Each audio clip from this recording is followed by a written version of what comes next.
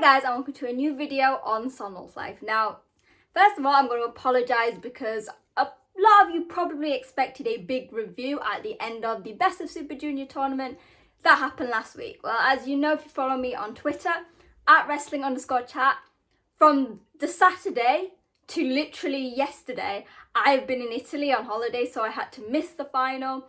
But of course, I came back, watched it all, was over the moon that Master Wato won. And we are leading into today's show because we had, I guess you could call it New Japan's second biggest show of the year with their big Dominion card in Osaka. Now, at first I was like, right, let me go over a bit over what happened at the Best of Super Junior tournament to make up for me not having a video. However, this Dominion show has to be one of the best. There were some amazing matches, some big surprises, some big shockers, and some really good storylines going forward. So I'm just going to get straight into it and we're going to look at all of the matches that happened, what I think was the best match and who shined the most, and also what we can expect going forward because there was a big announcement regarding this year's G1 Climax, so we'll get onto that. So as expected, there was a kickoff match. Again, I don't think it was streamed, but it was another Young Lion consecutive battle match. And Yuto Nakashima won this, so that's always good because since he debuted in New Japan, he's not had the best luck. He injured himself in his debut and he's never really got up to the same heights as guys like Lube, even Oscar Lube, Bolton Oleg, obviously our sweet Ichiban boys. The Young Lion crop has been so strong, but Yuto Nakashima is getting onto there, like Fujita and Oiwa. We're getting there. Now, we started off very strong on the show. Oddly enough, you know when New Japan works, it starts with the smaller matches and works its way up.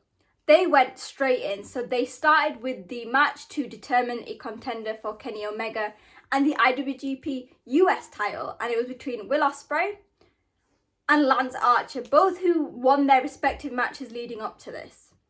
Now, it has been a long time since we've seen Lance Archer. I think it might have been the G1 last year. And he came out all guns blazing. He was beating up some young lions. And Ospreay was obviously as good and, as I have said, probably one of the best wrestlers in the world. He was probably the underdog here because Lance Archer didn't even wait for the bell to ring. He went in guns blazing. He was hitting move after move on Ospreay, who is still, albeit he is on top form, is still being affected by his injured shoulder, which obviously he took some time off for. Now, this match only went 8 minutes, and someone joked that this match was 8 minutes and then LIJ's entrance in the next one was 5 minutes, but it was full of everything that you wanted. Lance Archer was showing that yes, he is big, but he is also extremely agile, hitting unexpected moves on Ospreay.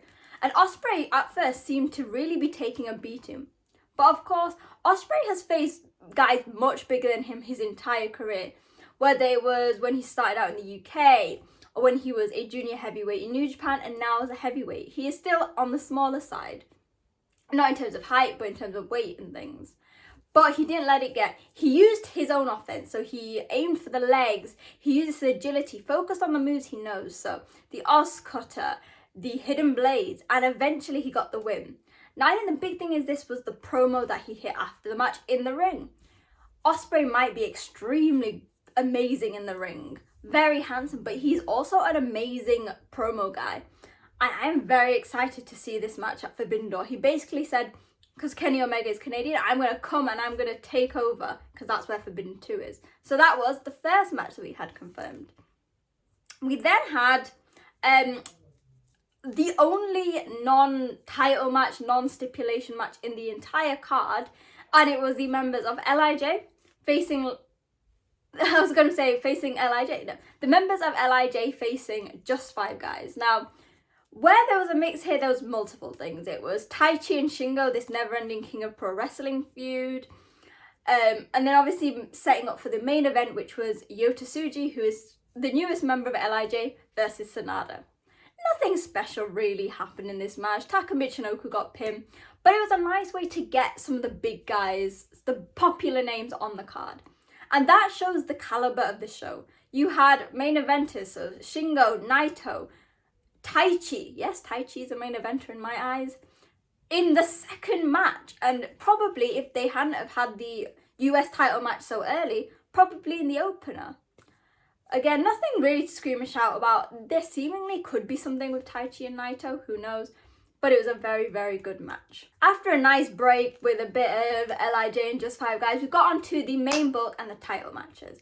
So we started off with the IWGP Junior Tag title matches. So you have the Jet Setters, the champions, Kushida and Kevin Knight, facing the Empire's Catch 2-2, so Francesco Akira and TJP. These two teams are working amazingly together. So when they got defeated, Catch 2-2, phenomenal match. In the Super Juniors, Francesco Akira beat Kevin Knight and TJP beat Kushida, all leading to this match. Now going into it, I sort of assumed, I was like, right, well, it's their first defense. They're not going to lose. However, I think they're almost building on something. Kushida has probably his worst ever run in the Best of Super Junior, picking up 1 or 2 wins. Kevin Knight, as strong as he is, again, didn't have the best.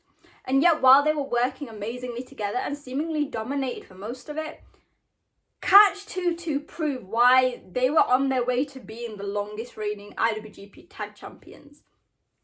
You have the veteran in TJP and the much younger Akira, but together they work so well, and they are always, no matter who like they're facing, whether it's heel or babyface, they always get the attention of the crowds, which is, I think, phenomenal, right? Because it's almost like LIJ again. The Empire started as heels and have found their place as tweeners. They can cheat, but at the core of it, they're loved. And I love seeing TJP and Akira with their unique offense. So it meant when they won, I was like, this is amazing. And I couldn't be happy to have them hold the titles. However, it was after this match that kind of came as one of the big shocks of the show. Following their win, Clark Connors came out. Now, it's not surprising he'd want to challenge for the tag titles. He is a junior heavyweight. However, with Ishimori injured, there is no one really to do it or to team with him. Now, somebody accompanied Catch 2-2 down to the ring, and that was Dan Maloney, who everyone was introduced to in the Best of Super Junior and who people in the UK scene will have known for a while. When the music hit us to introduce Clark Connors' partner, Dan Maloney turned on TJP and Akira. Now, while it was shocking, I am not surprised. As I said earlier, the Empire have cemented themselves as tweeners and at the core are very popular with fans. Dan Maloney never seemed to find this, whether it was the way he came out to the ring, his attitude towards the fans or the baby faces he was facing, or even something as simple as him going he was the Abunai Gaikokujin, which is the dangerous foreigner in Japanese. While I will speak more about why this edition is on the fence with me, I think it is the best thing for Dan Maloney. He personally didn't fit in with the Empire, though I feel this may have been the quickest swap of allegiance that we have seen in the history of New Japan. But like I said, that was just the first of the big things that happened. Because we then went on to, well, not in this match, but later on, we then went on to the title match for the, I was going to say IWGP, but it's not, the New Japan World Television Championship. So his last defense, I mean, Zack's been defending it against everyone and anyone in companies and countries. But the last big New Japan one, he faced Jeff Cobb and it went to a time limit draw. Now, to Zack Sabre Jr., that is a loss in itself. He wanted to win. He wanted to win clean. So they set a rematch for Dominion, Zack Sabre Jr. versus Jeff Cobb. And while I don't think it was as good as their last match, it was much quicker and maybe not the pace, or maybe not the style I wanted, it was still phenomenal. They knew that there was probably even more at stake than their first match. They were doing every move possible. They were grabbing into each other's arsenals, into moves you don't normally see. And it was very quick and very urgent. Even the moments where they'd been like throwing forearms and they took a minute to breathe, it wasn't probably more than a few seconds because they realized the urgency of it. Now let me have a look. In the end, the match was actually only 8 minutes. And once again, I don't know how happy Zack will be because he won with a crucifix pin. And you know that our sober noodle vegan Hydra loves to win by submissions. So I feel like it's not the end of the road for Jeff versus Zack, because I mean, I kind of felt that Jeff needed this to win and to show that he's not just a guy who can do good matches. However, we are continuing the reign of Zack Sabre Jr. and I could not be happier. Now, from a very good match to a a match that was fine but could have been better for the IWGP Heavyweight Tag titles. So sadly, due to an injury from Dougzilla, Aussie Open had to relinquish both the IWGP Tag titles and the Strong Openweight Tag titles. So this led to a three-way match between my faves Bishamon, Hiroki Goto and Yoshihashi. The Empire, so they were a last-minute addition, Great-O-Khan and Aaron Henare. And New Japan, they had to give us something easy, somewhere to come out of this match. House of Torches, Evil and Yujiro. Now, I was so excited to see Bishamon and the Empire interact because we've seen different formations of these two factions face in the past and it's been phenomenal. But of course, House of Torture came out, did a beatdown before the bell rang. There was a whole lot of shenanigans, a lot of Dick Togo. Show came out. However, that led to one of the most iconic moments of the entire show where House of Torture were beating on Bishamon and then Yo came out in jeans and a skateboard and hit Show. The clip is on Twitter on New Japan World. Watch it, hilarious. What made me upset was that if you took out House of Torture, while I get it because they were the scapegoat because in the end it was Yujiro who got pinned, I would have loved to have seen a proper clean match between Bishamon and the Empire. Four of the strongest wrestlers, so much heart, so much talent. However, like I said, in the end, Bishamon got the win. Thank God, anyone but House of Torture. And once again, there was another big shock because, well, we were waiting to see who might challenge next. Alex Coughlin and Gabriel Kidd came out in Bullet Club shirts. Now, again, this is a topic for another video. In the space of maybe like 20 minutes, 30 minutes, we gained 3 new members to the Bullet Club. Dan Maloney, Gabriel Kidd, and Alex Coughlin. While it is increased, it also seems that all of the members of Shibata's LA Dojo, minus Kevin Knight and Carl Fredericks, have gone to the bad side. Now, like I said, I'll focus on this in another video probably. But we now have an even larger than life Bullet Club and new opponents for Bishamon. While I can't see the new Bullet Club duo beating Bishamon this quickly, it is nice to see some new blood and to see these two former Young Lions have some sort of direction. We then had another huge announcement, so a bit of a break before the top 3 matches, and it was the announcement of the participants for this year's G1 Climax, and holy shit, what a big announcement there was. There are 32 competitors this year, and albeit we don't know whether it'll be 2 blocks or 4 again, it seems more likely to be 4. But while I'm not going to run through all of them, there are some really big names, some huge additions. So, like I said, you've got your original guys. Tangaloa is making his return, which is really exciting because he's been off for injury. Tamatonga and Hikaleo are both there, which, while albeit might not be as exciting, sort of goes against everything that people have been saying about the two moving to WWE. Yano, always funny.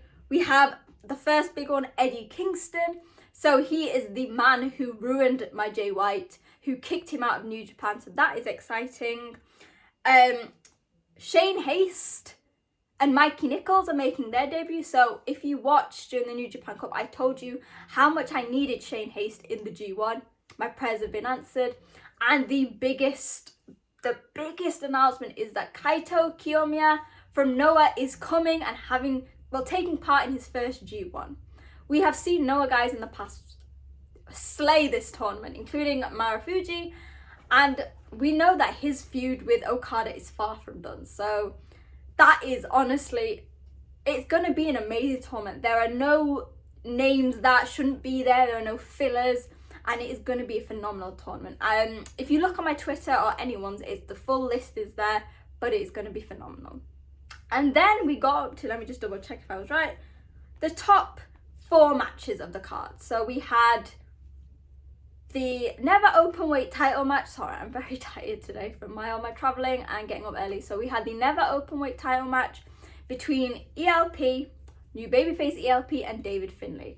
Finlay came out with his new roots. So his Bullet Club brothering, and God, they look like a badass faction. If it wasn't for the sheer size of the overall faction, I'd be impressed. Now this match was probably one of the best never openweight matches we've seen in a while. Both guys were really strong, showcasing their offense. Of course, I was a bit annoyed when we saw the members of Bullet Club getting involved, albeit not as much as the House of Torture, but they were distracting ELP, which eventually meant Finlay got the win. Now, I think this is good for the title. We are going to have some consistency. However, I am sad for ELP because I loved him as a babyface. He was great as a heel, and back as a babyface again, he was phenomenal. But I think it's just the start, and Finlay needs to show me that his role as the Bullet Club leader and bringing these people is for the right reason. And this match certified that. We then had a change of cards. So basically the next one should have been the Never Six-Man titles. However, due to Claudio getting stuck on the plane, it moved and we had the IWGP Junior Championship match between Hiromu Takahashi and the Best of Super Junior 30 winner, Master Wato. Now, I'm going to be honest, I love Master Wato, but I knew he wasn't going to win, which was the case. However, I was shocked, and he again never ceased to amaze me, how much Wato has improved. When he came back from CMLL, I remember he was botching moves, he wasn't confident. But here it was the opposite. Personally, unlike many of other Hiromu's matches in this title reign, Wato seemingly dominated for about 70% of the match. He was showcasing not just his high flying, the stuff he learned in CMLL, but more ground-based work. We were seeing his submissions, his ability to adapt to the environment around him, to be a veteran like Hiromu. They even said a cute little story how when Hiromu was injured, the dojo got flooded, and it was during that time the tsunami. So Hiromu actually went to CMLL to train when Wato was there on excursion. And what I love is that Hiromu allowed Wato to shine. He didn't win, but he showed people how far he had come. And from that guy that was underwhelming when he came back to someone who is the future of New Japan. And while it is not the way to the Grandmaster yet, we will walk with you, Master Wato. And by far, maybe not as good as his Best of Super Junior final match against Titan, one of Wato's best matches. So with this and his Best of Super Junior run and his title match at Wrestle Kingdom, Wato is going to be one of this year's MVPs, hands down. We then had a historical match. The never open six-man titles have always been an afterthought. We thought it would be strong when we had Hiroshi Tanahashi, Kazuchika Okada, and Tomohiro Ishii holding them. What do you do to make that even bigger? Have them in a match facing Shota Umino, his adopted dad Jon Moxley, and Claudio. Or for some people who might not be aware, Cesaro in WWE. Now, like I said, Claudio's plane was delayed, so we were very umming and ahhing whether this happened. But they all came out, and I like to joke that it was the battle of Shota's dads. Shota's real dad, Red Shoes Uno, Shota's lookalike dad, Tanahashi, and Shota's adoptive dad, Jon Moxley. This match was phenomenal. We saw interactions between guys I never expected. Tanahashi and Claudio. Moxley and Ishii is something I need to see a singles match of. And of course we had salty, bastard Okada just beating the shit out of Shota. Now in the end, Shota got pinned by Okada, which wasn't surprising. However, that was not the end for Jon Moxley. After thanking Abe for the mic, which eventually worked, there was a VT, and none other than Bryan Danielson challenged Kazuchika Okada for Forbidden Door. The pop for that was immense. There was the Japanese crowd shouting, "Yes, yes," which is obviously Bryan Danielson's chant, and Okada happily accepted it. And again, as we get closer to Forbidden Door, which is a few weeks away, we are really building up a star-studded roster, a star-studded card. And so if you thought that was strong and it couldn't get any better, we ended on an amazing main event. And it was the returning Yota Tsuji facing IWGP Heavyweight Champion Sanada. Now at the press conference, LIJ officially welcomed Tsuji into their faction, something that I had been predicting since his Young Lion days. So they came out with him. Sanada was looking 10 out of 10 in his blue gear, and it was wow. So if you watched the match and if you're watching this video, I hope you know what happened. Sanada got the win. Suji was the real winner of this match. From the minute the bell rang with his new ring gear and hair that suits a hair care commercial, he dominated this. His spears, his chops were blistering. He was showcasing why he chose to go to CMLL for his excursion. He was showing Lucha Libre in someone that shouldn't have that offense with his size. Someone actually tweeted me saying, like, what could they expect from Suji? And he showed that. Strength, size, power, but with an unrivaled athleticism and agility that you sort of get shocked by, similarly with Jeff Cobb. While I think maybe some people may say Sanada didn't really shine in this match, and some were like, oh, we want Suji to win, I think Sanada perfectly played his role. While at some points I thought Suji could win and do another shock, they've only ever done it with Okada where they've pulled the trigger so fast. So rather than making everything seem unrealistic or showcasing his power, because everyone knows Sanada is amazing, Sanada allowed Suji to shine and shows that, you know what, even though he lost, he is a future champion and someone that fans should watch out for. As someone who has watched him since he debuted as a young lion to his excursion and coming back, I couldn't be prouder. And while he's always been a star, he surpassed my expectations. And by God, if he has not got a title at some point this year, whether it is singles or I'd like to see Shingo and Suji teaming together for the tag titles, then I will be shocked. Like, don't be a coward, Gato. Get it for us. And it ended a phenomenal show. I was a bit worried. I was like, I'm tired. Will New Japan keep me entranced for the entire time? With so many different stories, will I be able to follow everything? I did it perfectly. The top match, I mean, it's hard. There were so many, I guess. I have a soft spot for the IWGP Junior match. Wato absolutely shined, as did Suji. So I guess rather than the matches of the night, I've got to say a big shout out to my young lions. So Wato and Suji completely stole the show for me, showcased how far they've come and just how good the essence of the New Japan Dojo and an excursion is.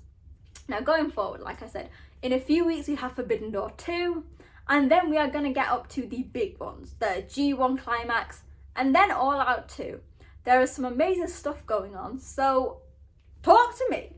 Let me know in the comments or on social media at wrestling_chat. What did you think of this show? Again, it was for me one of the best shows that New Japan have put on. They are running at full capacity. They are cementing the veterans but pushing the new talent. What was your match of the night? Which wrestler particularly stood up? And what are you looking forward to in the future? Like, what do you think of Forbidden Door 2, their card? The G1 Climax, 32 of the best wrestlers in the world. Let me know your early picks. And of course, while you're there, hit like, share with your friends, and hit that subscribe button. It feels like wrestling is even bigger at the moment. So much is going on and it is the best time to be a wrestling fan. So hit subscribe to come along on my journey and be updated when I am back with a new video. So yeah, hopefully you guys enjoyed the Dominion show. Hopefully you guys enjoyed the video, and I will see you guys very soon. Bye!